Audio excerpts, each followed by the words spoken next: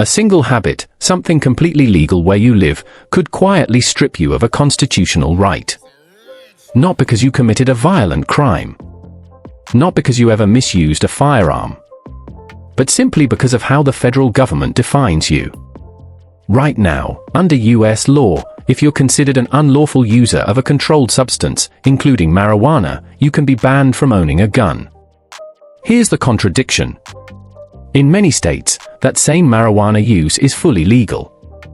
So how does a legal choice turn into a federal violation? How does someone go from law-abiding to prohibited overnight? That question has now reached the US Supreme Court. Behind closed doors, the justices are deciding whether one personal habit is enough to take away a constitutional right. In this video, we're going to break down the 5 key factors that could determine the outcome of this case, and what you, as a gun owner, can do if these conditions affect you. But before we dive in, make sure to like and subscribe to Arms Law Alert, your go-to source for all rulings, policies, and updates about firearm rights in America. To understand why this case has captured national attention, we need to step back. Federal law has long classified certain substances as controlled, meaning that their use is prohibited under federal regulations. Marijuana, despite being legal in many states for medicinal or recreational use, remains on this list at the federal level. And that brings us to the law at the center of today's debate, the Gun Control Act of 1968. Under this law, any person who is an unlawful user of a controlled substance is prohibited from possessing firearms. That includes the ability to purchase, carry, or even have access to a gun.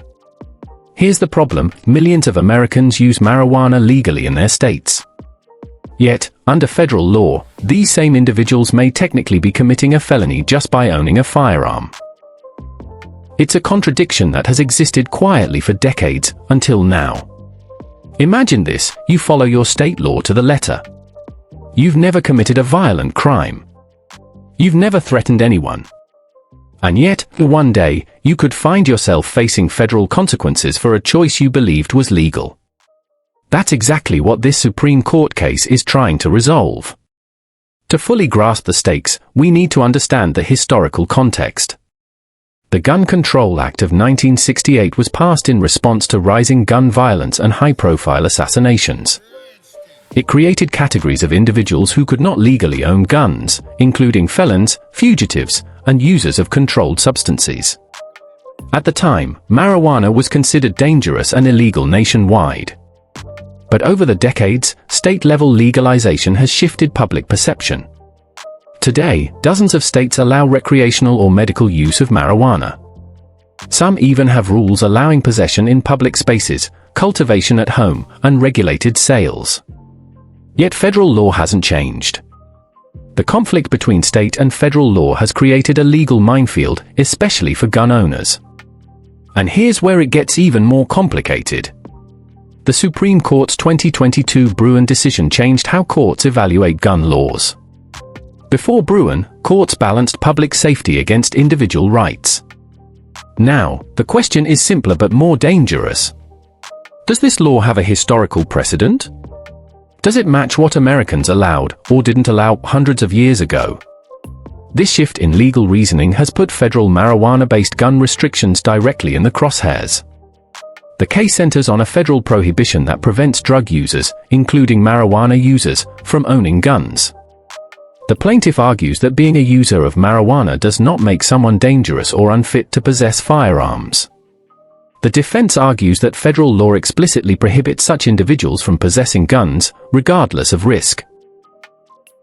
During oral arguments in March 2026, several justices expressed skepticism about applying the law so broadly. Questions were raised about whether it punishes people who are not actually dangerous, and whether it conflicts with state legalization laws. The Supreme Court could decide in favor of Hemani, and suddenly, millions of marijuana users regain their Second Amendment rights. Or, the court could uphold the federal ban, leaving the current legal contradictions in place and keeping millions at risk of unknowingly breaking federal law. The stakes couldn't be higher. 5 key determinants. Number 1, definition of unlawful user. How strictly will the court interpret this? Could occasional marijuana use count, or only habitual use? Number 2. Intoxication factor. Does being sober matter? Can someone legally consume and still own a gun if they are not impaired? Number 3. State versus federal conflict. Does legalization in a person's state protect them from federal consequences?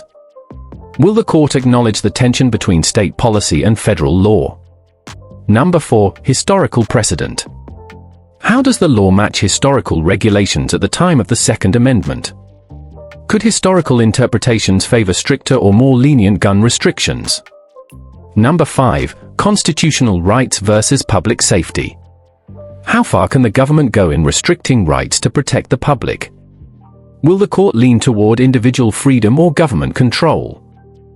Other federal restrictions could now be re-evaluated under the new legal lens established by Bruin. Imagine a law you thought protected you suddenly being interpreted differently. Your rights could be altered overnight, without warning. That's the reality millions of Americans face if this case goes one way or the other. States like California, Colorado, and Washington have fully legalized recreational marijuana. Federal law still prohibits these users from owning guns. This creates a legal paradox. Legal where you live, illegal where the federal government reigns supreme. The court's ruling could finally clarify whether federal law trumps state legalization in this specific context, or if the scales of the Second Amendment tip in favor of individual rights. And the tension is not theoretical, it's real.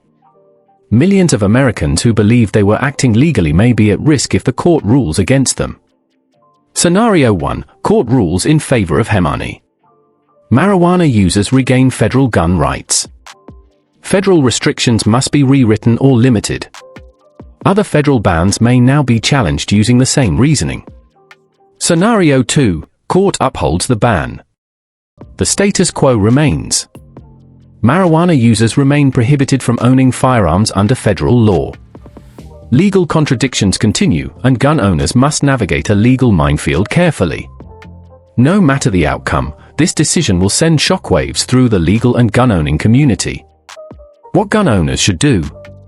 While the Supreme Court deliberates, stay informed on both state and federal law.